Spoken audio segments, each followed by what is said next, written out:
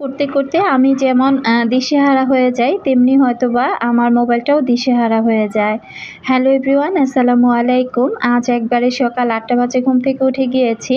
তো সকাল ৮টায় উঠে একদম সকাল ১০টার মধ্যে ঘরের সমস্ত কাজ গুছিয়ে নিব। আজকে কিন্তু আমি রান্না-বান্না বা ইফতারি কোনো কিছুই আপনাদের সাথে শেয়ার করব না। তো কেন করব না বা কী কারণে করব না, সেই কথাটা একটু পরেই আপনাদের সাথে শেয়ার করছি।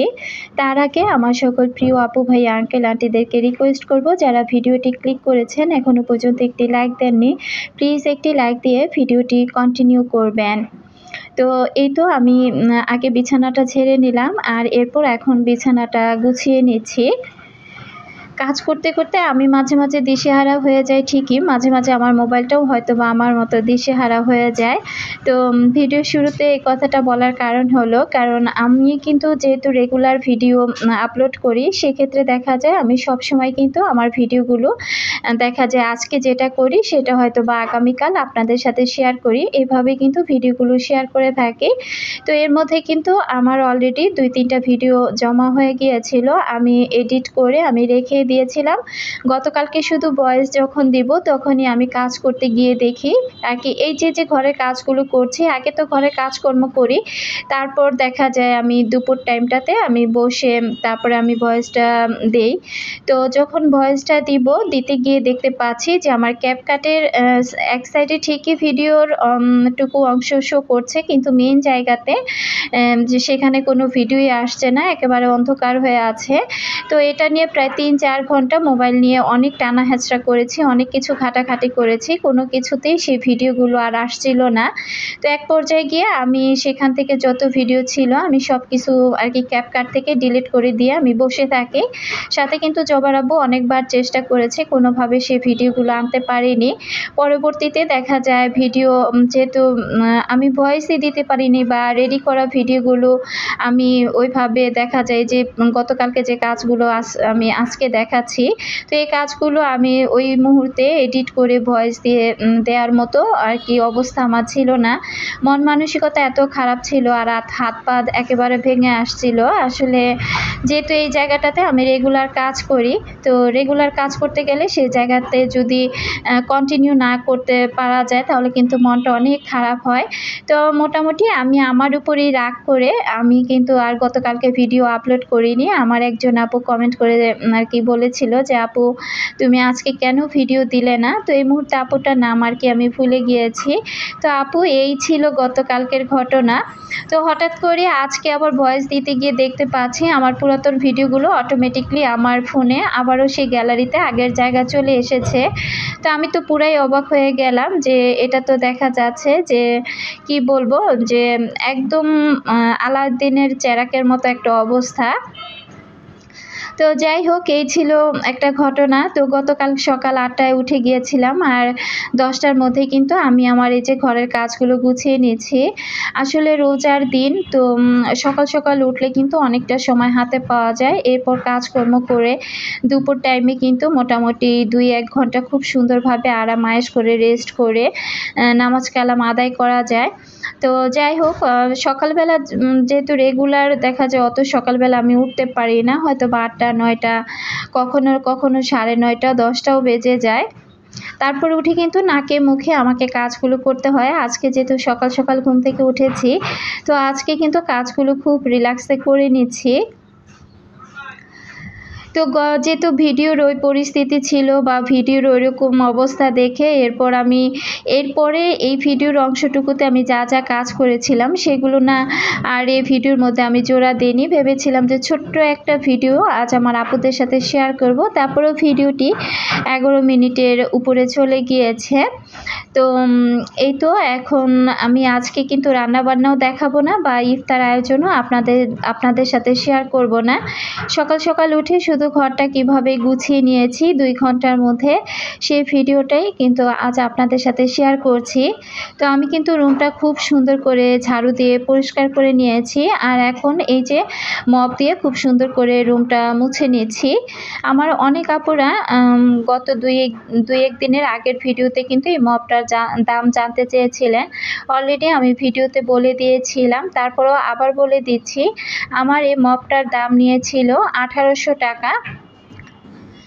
তো যাই হোক, আসলে দেখা যায় অনেক সময় অনেক কমেন্টের উত্তর দিতে দিতে একদম ভিডিও শেষ পর্যায়ে গিয়েও দিয়ে থাকি। তো অনেক আপুরা হয়তোবা মনে করতে পারেন যে হয়তোবা একটা প্রশ্ন করেছি, আপু হয়তোবা উত্তরটা দিল না। তো আসলে না, ভিডিও রিলেটেড কথা বলতে গেলে ওই সময়ে অন্য কোনো কথা আর ওইভাবে মনে থাকে না। তো যখন কমেন্টের কোনো কথা মনে চলে আসে তখন কিন্তু আমি সাথে সাথে রিপ্লাইটা দেওয়ার চেষ্টা করি। আশা করছি আমার প্রিয় আপুরা অবশ্যই কথাগুলো বুঝতে পারবেন। তো আমি ঘরটা খুব সুন্দর করে মুছে নিয়েছি।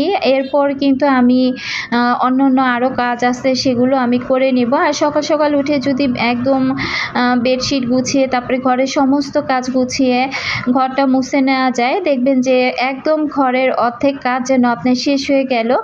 এরপর বাকি থাকে রান্নাবান্না বা কাটাকাটির ঝামেলা। তো সেগুলো কিন্তু দেখা যায় পরবর্তীতে রান্নাঘরে আসলে 1-1.5 ঘন্টা সময় দিলে রান্নাঘরে তখন কিন্তু কাটাকাটি বা গুছানোর যে কাজগুলো থাকে সেগুলো কিন্তু হয়ে যায়। তো এখানে আমি এই যে খেসারি ডালগুলো আমি শুকাতে দিয়েছিলাম, তো সেই ডালগুলো আমি খুব সুন্দর করে চেলে তারপর আর কি আমি রেখে দিচ্ছি। তো এই ভিডিওটাও কিন্তু আমি করেছিলাম, তো সেই ভিডিওগুলো আগেই যাওয়ার কথা ছিল, যেহেতু আগে যায়নি তাই আর কি আমি এই ভিডিওটাই এখন আপনাদের সাথে শেয়ার করে দিচ্ছি। তো যাই হোক, ডালগুলো আমি খুব সুন্দর করে চেলে এখন আবার জায়গা মতো রেখে দিব।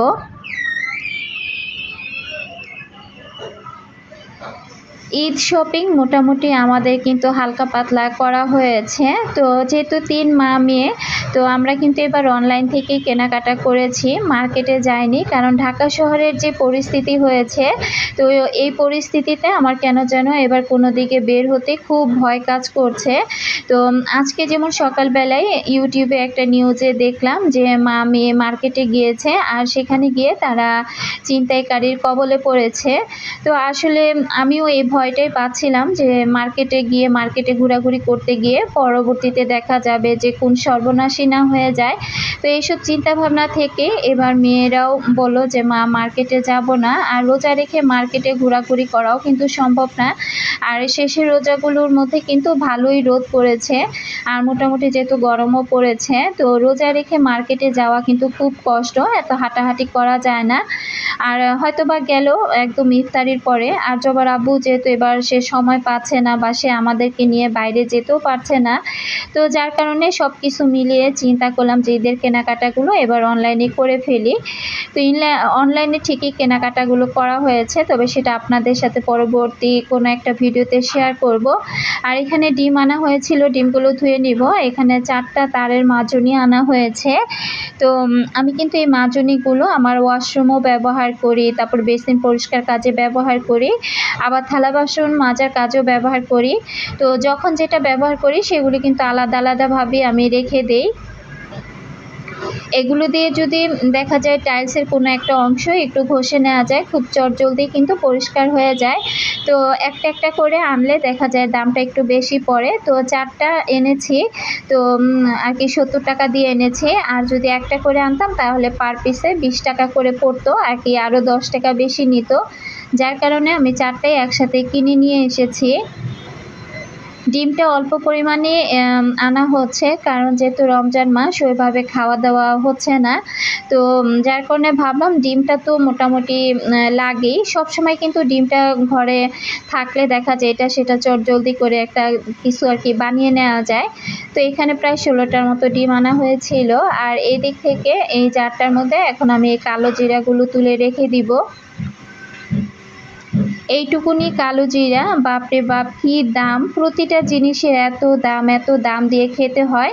তো আমার শ্বশুরবাড়িতে কিন্তু তারা সব রকমের ফসলই করে, রসুন, তারপরে পেঁয়াজ, তারপরে কালো জিরা, তারপরে রাঁধুনি, ধনিয়া, এই টাইপের মশলাগুলো বা এই ধরনের ফসলগুলো তারা কিন্তু করে থাকে। চালও করে, আমন ধানের চাল, আলো চাল, এই টাইপের জিনিসগুলো করে। কিন্তু দেখেন সব কিছু বাড়িতে আবাদ করার পরও আমাকে কিন্তু ঢাকা শহরে প্রতিটা জিনিস কিনে খেতে হয়। গ্রামের কোনো একটা জিনিস কিন্তু আমার ভাগ্যে নেই বা আসেও না কখনো গ্রাম থেকে। তো তো যাই হোক, আসলে ঢাকা শহরে থাকি, তো গ্রামের জিনিস আর কি বলবো, আর কি বা কী করব। তো না আসে না আসুক, তো এখানে আমি 50 টাকার আর কি কালো জিরা কিনে নিয়ে এসেছি। আর কিছু ডালও ভিজিয়ে দিয়েছিলাম, তো সেগুলো পরবর্তীতে আর কি ব্লেন্ড করব। আর এপাশ থেকে আমি এখন ডিমগুলো খুব সুন্দর করে আমি ধুয়ে নেব। আচ্ছা, ভিডিওর শুরুতে আমি যে কথাগুলো বললাম, আমার আপুরা বলবেন তো যে আপনাদের সাথেও কি এমন ঘটনা ঘটে যে আপনারা ভিডিও করে আগে থেকে রেখে দেন, সেগুলো ক্যাপকাটে রেডি করে রাখেন, পরবর্তীতে দেখেন কোনো না কোনোভাবে সেই ভিডিওগুলো উধাও হয়ে গিয়েছে। তো আমার সাথে এই ফার্স্ট টাইম এমন একটা ঘটনা ঘটলো। তো আসলে মনটা অনেক খারাপ হচ্ছিল। আর কালকে সারাদিন আমার একদম শরীর এত ক্লান্ত হয়ে পড়েছিল, বিশেষ করে আমার এই ভিডিও টেনশনে। কারণ রেগুলার ভিডিও করে রেগুলার কিন্তু ভিডিও আপনাদের সাথে শেয়ার করা সম্ভব না। যারা আমরা ডেইলি ব্লগ শেয়ার করি তাদের কিন্তু আমাদের কিছু কাজ অগ্রিম করাই থাকে, সেটা আমরা হয়তো বা আজকের কাজটা কালকে শেয়ার করি, আবার কালকের কাজটা পরশু শেয়ার করি, এভাবে কিন্তু কাজগুলো শেয়ার করে থাকি। তো যাই হোক, কথা বলতে বলতে ডিমগুলো ধুয়ে নিয়েছি। তো অলরেডি আমার কিন্তু পুরো 2 ঘন্টা সময় লেগেছে সকাল থেকে এই পর্যন্ত এই কাজগুলো করে নিতে। তো আজকের মতো আমি আমার আপুদের কাছ থেকে বিদায় নিয়ে নিচ্ছি। দেখা হবে নতুন কোনো ভিডিওতে। এ পর্যন্ত আল্লাহ হাফিজ, আসসালামু আলাইকুম।